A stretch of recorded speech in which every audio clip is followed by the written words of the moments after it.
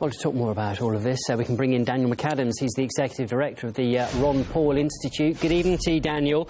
Look, a lot to talk about here. The Red Cross says it doesn't know who bombed the convoy, and yet we see the US quick to conclude it's either the Russians or the Assad government. Well, why are people so quick to claim they know who did it?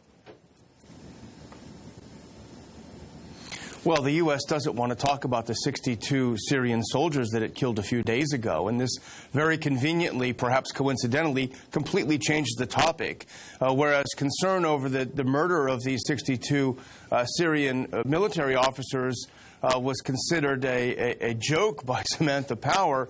All of a sudden, the U.S. claims to know who did this and how it was done. But your correspondent, Paula, was very good in pointing out the way the U.S. is describing this is very sort of mealy-mouthed, because it says, yes, the Russians and Syrians knew the destination, and yet these people were killed anyway. It didn't say the Russians and Syrians did it. The Pentagon also said that the airstrike was not carried out by American planes. The only other planes there are Syrian and Russian planes, ... But we don't know whether it is an airstrike at all. So it's a sort of insinuation. It just to plant the seed in everyone's mind, whereas, in fact, we have absolutely no idea, at least at this point, who did it and why. Exactly. I mean, if you do question why would Russia and the Syrian government forces do this, I mean, why could it be of benefit to them? That's the question. Who benefits from it? And I think certainly Nusra Front is concerned that the U.S. and the Russians might start cooperating in Syria, which would be deadly to them. But as far as a benefit to the Russians or Syrians, this humanitarian convoy is going into East Aleppo, which is controlled by al-Qaeda.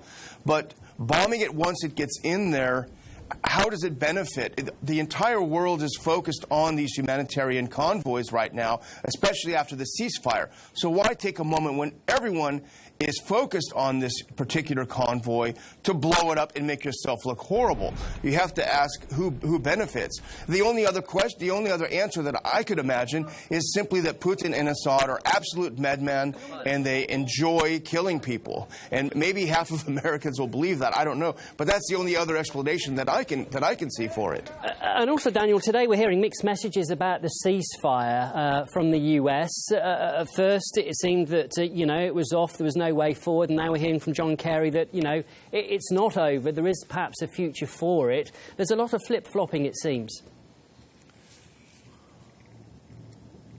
Well, the ceasefire itself is very murky because it's never been public, so none of the rest of us, the analysts, the news, nobody can determine whether either side is living up to its commitments. We do know that the U.S. has obligated itself to separate its so-called moderate rebels from al-Qaeda and other terrorist groups, and that the U.S. has not done that. In fact, the support group that just met today, John Kirby announced that the State Department spokesman said, we agree that it's an ongoing challenge to try to separate the moderates from al-Qaeda. Well, why is that? Why can't you separate them? Why can't you tell them, if you don't get away from al-Qaeda, if you don't stop fighting with them, you're going to be bombed?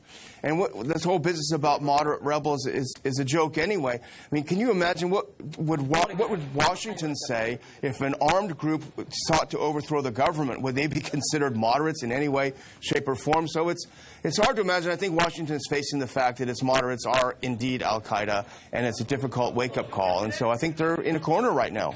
OK, Daniel, look, we'll leave it there, but good to get your thoughts. That was Daniel McAdams, Executive Director at the Ron Paul Institute. Thank you.